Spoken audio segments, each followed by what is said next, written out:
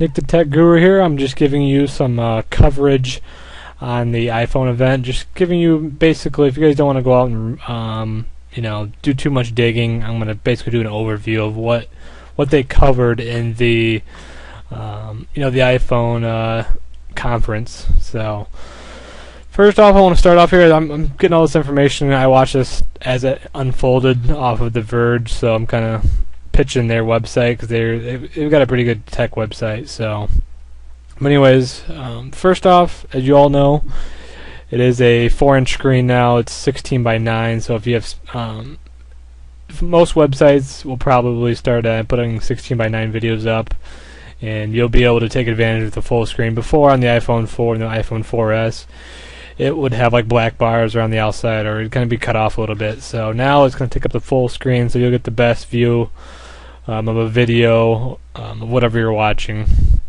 Pictures too, for example. So that was the first thing. They talk about, the first thing they talk about the touch screen. It's got more color saturation, so things will look a lot better. They took away a layer of the screen underneath. The sensor used to be underneath the screen. Now they're actually on the screen itself. So they took a layer away, and it makes the phone a lot thinner than it used to be. And I think that's going to lead to, if you drop your phone, I think your phone's going to be able to take less drops before it cracks. Before, iPhones couldn't really take a whole lot of abuse before they would start, really breaking and whatnot. Now I think you drop your phone once, you're probably going to be screwed, depending on how far you drop it from. So just be careful with that. I've bought a Square Trade warranty in the past, and it seemed to work out pretty great. So you might want to check that out once that does, the new iPhone 5 does come out. You'll want to check out Square Trade because they do have good warranties. It's like $100 for like 1 or 2 years. So, and it does cover accidental damage. So I think it's a lot cheaper than going through AT&T or Verizon or Sprint. So do keep that in mind.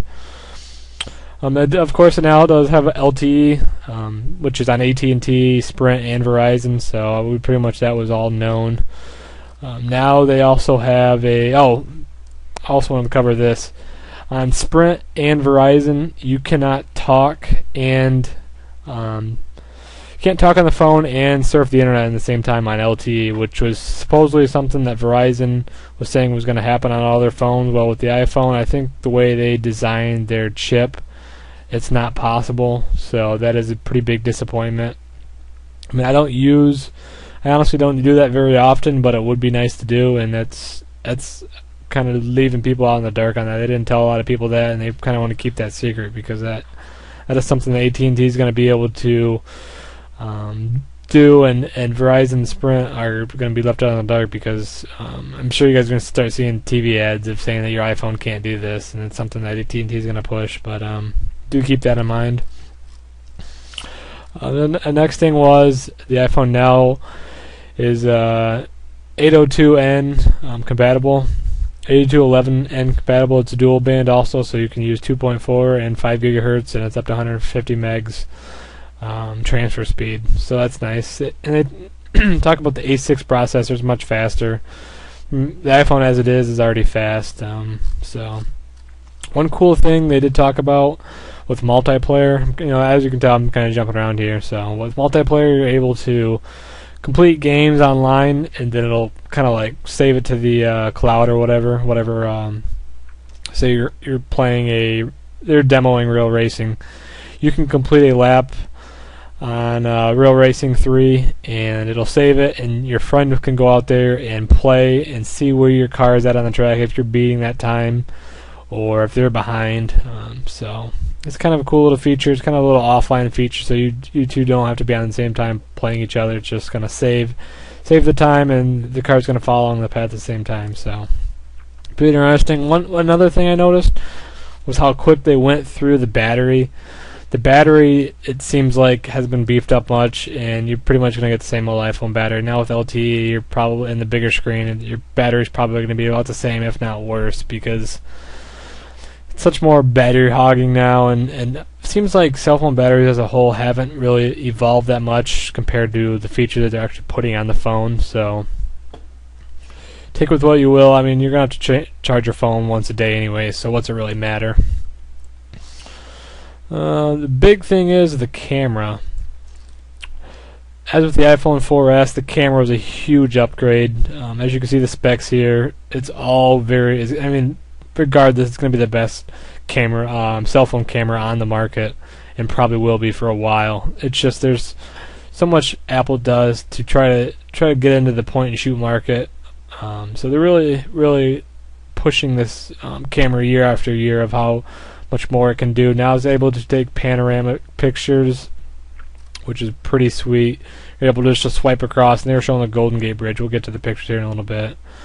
But also, where most cell phones cameras do the worst is low light, and now they're pitching the low light performance of this camera. So you're going to be able to take pictures in darker areas, and the pictures are going to come out pretty great. I know with my Bionic, taking anything that is not in like direct sunlight is terrible. Like everything looks really dark and really pixelated, and I'm hoping with this iPhone 5, which I'm sure it looks like, the picture is going to come out regardless of the light that you have. So Apple has really been pushing the boundaries of their cameras in their cell phones. So it's very amazing. As you can see, these pictures are pretty great. I mean, these aren't the original because somebody's taking a picture of the actual event, so it's not going to be look exactly like that. So here's the demo in the panoramic feature, which is pretty sweet. I like that a lot. I'm probably not going to use it a ton, but regardless, it's going to be cool. So the back camera is 1080p like usual. It's got better video stabilization, which from what I've heard the 4S was pretty great, so I can't imagine how much better they're going to be able to make that. And one cool feature that was noted here is that you're able to take pictures while you're recording. I don't know how many times I've been recording something. I wanted to snap a quick picture, and with my current phone, I've been able to do that. So it's going to be something you're going to be, since Apple is starting to do this. I know there's one other AT&T phone out there. I can't think what it is offhand that is able to do that too, but now Apple's doing it, and I'm sure the other phone makers out there are going to start pushing that feature too. So the front-facing camera now has. Now it's 720p HD. It doesn't say how many pixels the front camera is, but it's going to be nice to be able to do HD FaceTiming and video chatting. So I know before the front cameras weren't the greatest, and they're finally beefing that up, which is a great welcome change. So and it does say FaceTime over cellular, which is true for Sprint and Verizon because they're all on mobile plans now and they're all tied to certain data amounts. But AT&T says you can only do FaceTime over cellular if you have, if and only if you have their mobile share plan. If you have their regular unlimited, you're not going to be able to do it unless you probably pay. They haven't really released a ton of details. So, next to the microphones, I've had 3 microphones on here now. It's one on the front, one on the back, and one on the bottom there for video recording. That's going to improve your while you video and maybe speakerphone, and there's a lot of different things that it does. So talked about the earpieces, noise canceling. We'll see how well that works out. Of course, once I get my iPhone 5, I'm going to be able to demo all these for you and let you know, give you an honest feedback of what what the best thing is. So this last kind of update, it's not even nothing to really cover. It's just a new connector. They've slimmed it down. And they said they're going to use this for generations to come. What is pretty pathetic is their dock connector is $29.99. I think that is the most ridiculous thing. I mean, it's good on Apple's part because it's a good business decision.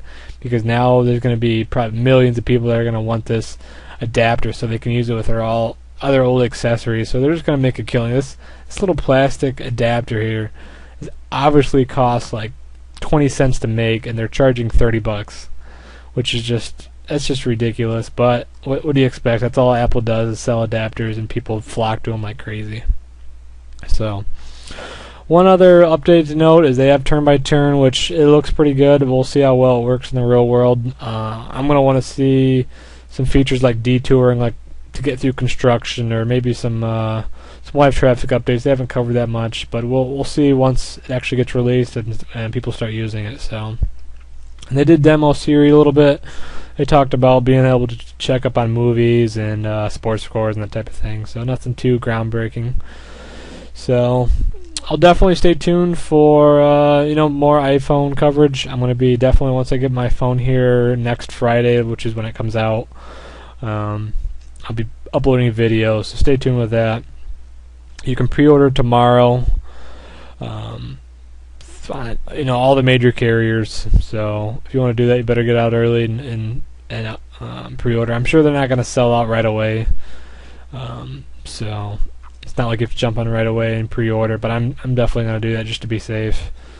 And also, I'm sure there's going to be a ton of people out there, and the websites are going to be slow while you're pre-ordering. So just take your time. I know when I pre-ordered my iPad, the website constantly showed errors and stuff. So you just have to take, set aside a good 20 minutes to get through the ordering process, because more than likely there's going to be millions of people out there trying to do the same thing you're doing. So I think I've covered pretty much everything on the iPhone 5 coverage. Stay tuned for more videos, and comment, rate, and subscribe. Definitely check out the giveaway video. I'm probably going to do that early because it's taken a little while to get 50 subscribers. So hang in there, and thanks for watching.